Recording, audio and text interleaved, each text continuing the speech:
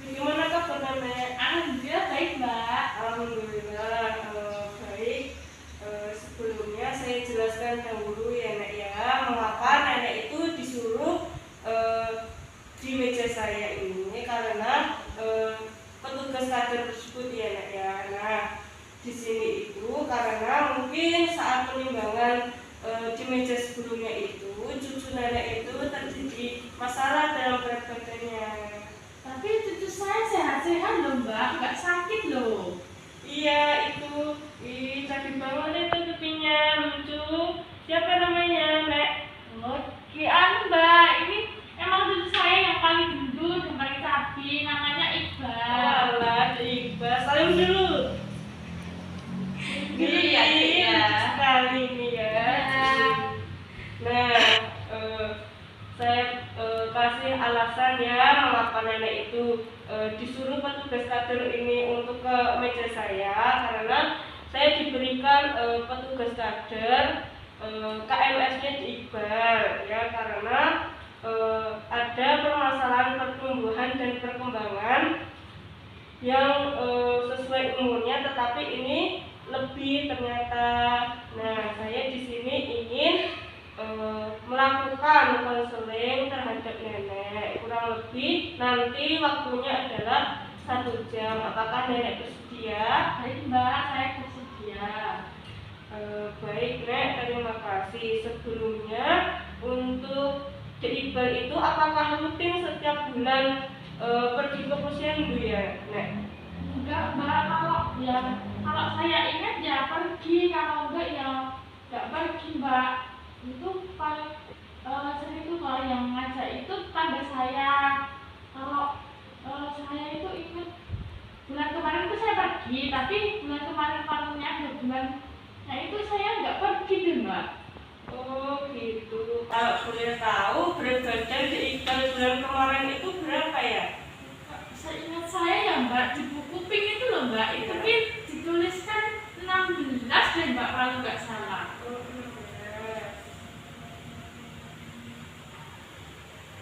Nah, di sini ya Nek, saya sedikit menjelaskan tentang buku PIM ini.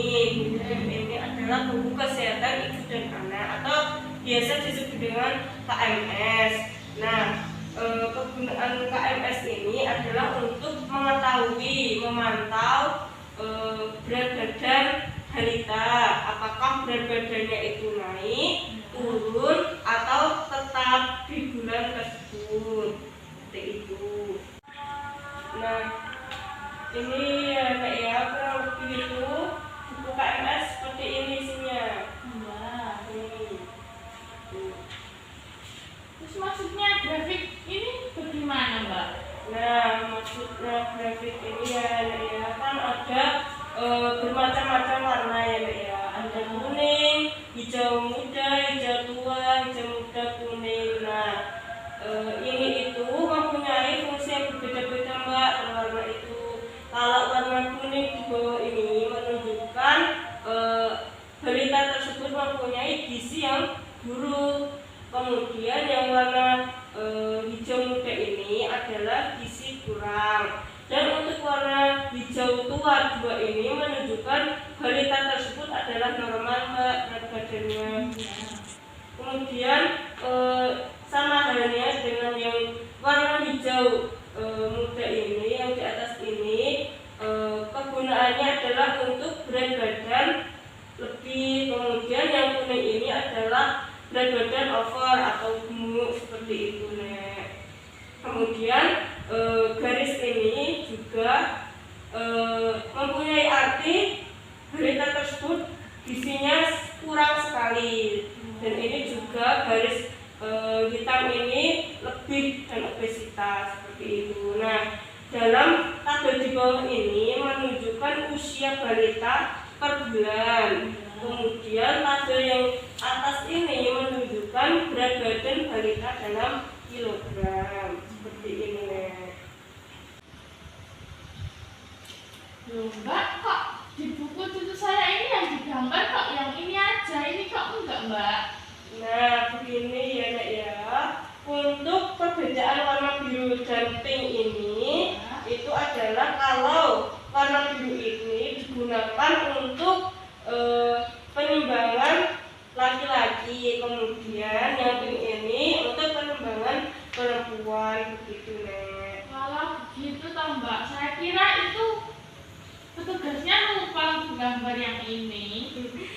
nih Nek, ada perbedaan dalam pengisian grafik timbangan ini.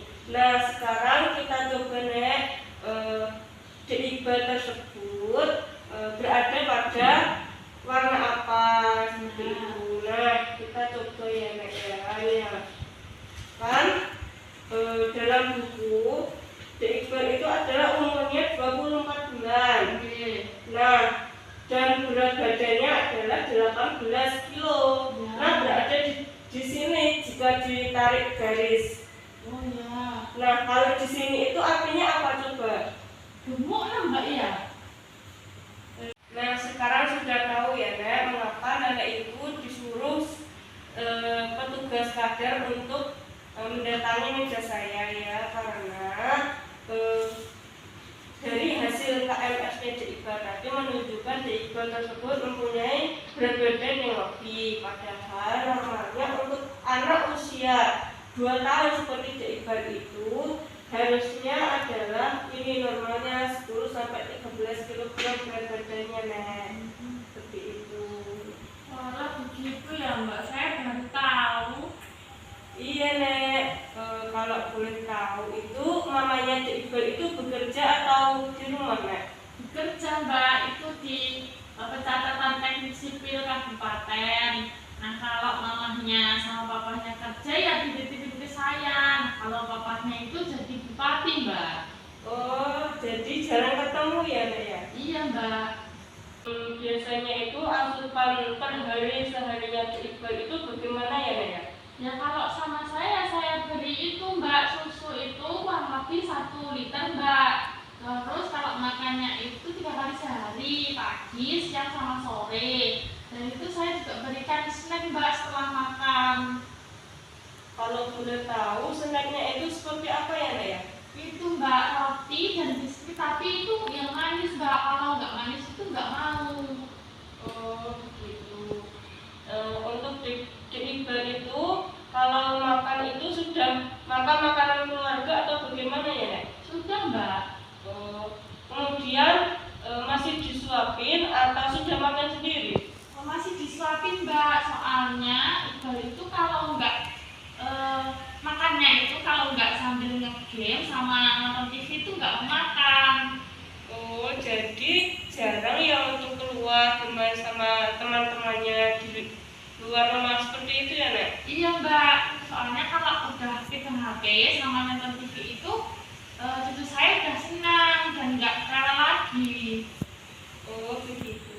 Nah tadi kan Nenek sudah bilang kalau pemberian susu dalam sehari itu kurang lebih 1 liter. Nah pembagian 1 liternya itu dibagi dalam berapa jam ya Nek? Ya itu Mbak, setelah makan sama mau tidur. Oh begitu. Nah di sini dapat saya simpulkan penjelasan dari Nenek tadi ya, yaitu yang pertama adalah perkembangan pertumbuhan yang berdasarkan buku KMS ini DIB itu mengalami berat badan yang lebih itu. Kemudian karena ya mungkin banyaknya asupan karbohidrat, sehingga jika asupan karbohidratnya itu banyak maka akan disimpan dan dalam bentuk lemak di dalam tubuhnya. Kemudian kan Nenek juga sering memberikan snack kepada DIB itu seperti biskuit dan roti yang manis-manis. Nah kemudian permasalahan selanjutnya adalah kurangnya aktivitas DIB tersebut di luar rumah ya, karena tadi Nenek berkata bahwa sering menonton TV dan bermain game saat di rumah sehingga adik tersebut tidak rewel. Dan di sini saya akan merekomendasikan memberikan solusi terhadap Nenek, yaitu agar pemberian asupan karbohidratnya itu jangan banyak-banyak ya Nek ya. Kalau biasanya itu 1 centong, maka nanti diganti menjadi setengah centong. Kemudian untuk pemberian susunya itu pagi, siang, sore dan mau tidur ke anak itu bisa diganti saat setelah makan siang dan saat mau tidur saja Nek. Kemudian kalau diberi campuran gula juga frekuensinya gula itu juga dikurangi karena tadi sering diberikan snack-snack yang manis. Nah, takutnya nanti kalau suka yang manis-manis nanti juga menjadi faktor obesitas pada anak tersebut ya. Kemudian untuk snacknya tadi bisa diganti ya, karena adik tersebut sudah berumur 2 tahun, maka sudah dikenalkan dengan makanan produk ya, seperti biasanya kalau di rumah itu nenek juga bisa membuat puding. Kalau bisa itu dikombinasikan dengan buah, nanti pudingnya itu bahan dasarnya, bahan utamanya adalah contohnya buah naga di jus, seperti itu dibuat puding gitu ya. Nah, kemudian bisa kue ubi ungu, nanti itu bahan dasarnya juga ubi ungu yang dikukus. Kemudian juga bisa nenek buatkan jus buah, kalau diminum saat jam pagi, jam sekitar 9-10 seperti itu. Kemudian untuk masalah aktivitas anak itu kan biasanya anak tersebut lebih senang di luar rumah, karena dunia anaknya itu adalah bermain dengan teman-temannya, sehingga bisa kenal, akrab. Nah, selain bisa akrab dan kenal dengan teman-temannya, juga bisa anak tersebut bisa menambah pengetahuan mereka untuk bisa mengenal alam. Nah, biarkan anak tersebut bermain sesukanya, seperti bermain tanah, daun, dan bisa diajak ke tanah lapang juga, karena cucu nenek tersebut adalah laki-laki, bisa diajak dilatih bermain sepak bola seperti itu, Nek. Itu ya Mbak ya. Itu kalau rumah anak saya ya itu sebenarnya dekat ya sama tanah lapang. Tapi masa kan ini masih pandemi ya Mbak, masa saya dari cucu saya main di luar rumah Mbak? Nah, tidak usah khawatir, Nek. Kita sebagai pengasuh harus bisa menjaga diri, bisa memberikan contoh yang baik agar bisa dicontoh oleh anak-anak tersebut. Nah, dengan melakukan 3M contohnya. Nah, 3M itu apa saja coba, Nek? Oh, itu ya Mbak, yang menjaga jarak, mencuci tangan, dan memakai masker itu ya Mbak? Nah, betul sekali, Nek. Nah, jadi pandemi itu jangan menjadi alasan untuk balita itu selalu dikurung di dalam rumah ya, Nek ya. Nah, yang tidak boleh itu kan yang mudik itu, yang bepergian di luar kota itu tidak boleh. Tapi jika bermain di luar rumah seperti yang dekat-dekat saja itu insya Allah tidak apa-apa, sepertinya itu ya. Oh gitu ya Mbak, ya Mbak, saya paham. Nah, seperti itu ya. Nah, di sini saya akan memberikan beberapa solusi ya, Nek, supaya cucu nenek itu tidak gemuk lagi ya, seperti mengurangi asupan karbohidratnya. Kemudian jika dalam pemberian susu itu seperti yang saya jelaskan di awal tadi, bisa diganti jam pemberiannya. Kemudian jika dicampurkan dengan gula, maka gulanya juga dibatasi. Kemudian snacknya juga bisa diganti pakai produk lokal ya, diperkenalkan untuk bisa mengkonsumsi produk-produk lokal. Nah, kemudian masalah kurangnya aktivitas luar itu, maka balita tersebut jangan selalu dikurung di dalam rumah. Seperti kalau makan itu harus ada game, kemudian nonton TV, itu bisa menimbulkan anak tersebut tidak mengerti, tidak mengenal bahan makanan apa yang dia konsumsi, tidak mengenal jenis-jenisnya seperti itu. Kemudian selain itu, jika kebanyakan nonton TV atau bermain game itu bisa membuat matanya itu menjadi rusak, kurang sehat. Kemudian sering-seringlah diajak keluar, karena aktivitas anak tersebut adalah bermain di luar dengan teman-temannya. Maka ya solusinya adalah sering-sering diajak untuk bermain di luar rumah. Jika memang nanti nenek itu capek untuk membuluti cucunya, diajarkan jika teras rumah itu terdapat tanaman-tanaman, nanti bisa diajarkan kepada cucu tersebut bagaimana cara menyiram tanaman, bagaimana cara memelihara tanaman yang baik, seperti itu.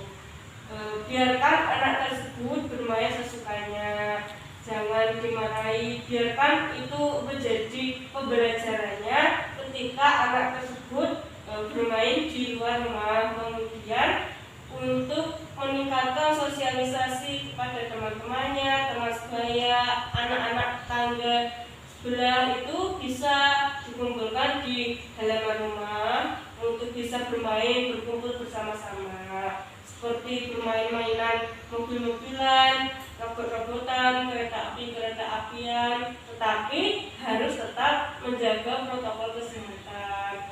Biarkan juga anak tersebut bermain seperti bermain tanah, karena dalam umur balita tersebut untuk bermain dengan tanah itu sangat baik.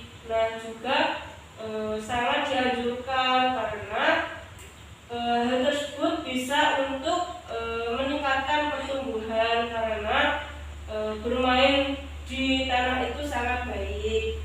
Nah, jangan khawatir karena masanya balita tersebut adalah bermain di lingkungan alam seperti itu. Dan jika di rumah tersebut ada kolam ikan, jika mempunyai kolam ikan, bisa diajarkan untuk cara memancing. Ya walaupun masih umur 2 tahun itu belum sempurna cara memancingnya, setidaknya anak tersebut bisa mengetahui tentang ekosistem yang ada dalam kolam tersebut, sehingga untuk pendidikannya sekarang dan masa depan sebagai edukasi anak tersebut bisa tambah berpikir logika yang baik. Dan jika beraktivitas bersama anak-anaknya, teman-temannya sebaya di luar rumah itu tanpa game dan menonton TV, itu juga menyebabkan anak tersebut bisa beraktif, sehingga tidak hanya diam, duduk, dan hanya menikmati game dan nonton TV tersebut. Nah, dari beberapa solusi yang sudah saya jelaskan, Nenek mau menerapkan solusi yang mana dulu ya, Nenek? Gini Mbak, saya mungkin untuk mengurangi asupan makannya ya Mbak ya, tadi yang Mbak jelaskan, dimulai dari mengurangi karbohidrat yang awalnya nasinya itu 1 sendok menjadi setengah sendok. Terus itu pemberian pemberian susu itu nanti dikurangi, yang awalnya pagi, siang, sore, dan mau tidur dikurangi jadi mungkin makan siang ya Mbak ya, terus sama mau tidur. Terus kalau pakai gula itu gulanya juga dibatasi. Terus untuk snacknya bisa diganti sama produk makan lokal gitu Mbak. Baik, saya catat terlebih dahulu ya solusi yang ingin diambil yang mana dulu.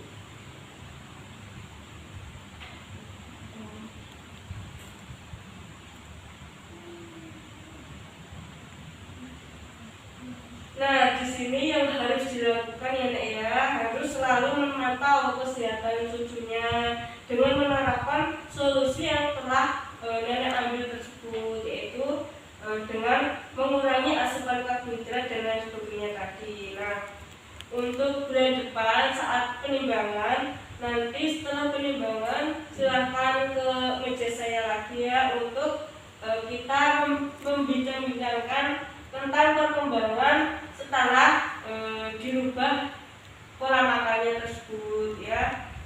Nanti saya kasih nomor HP. Nanti jika ada kendala atau masalah apapun bisa WA ataupun telepon saya, seperti itu ya Nek. Ya, baik Mbak.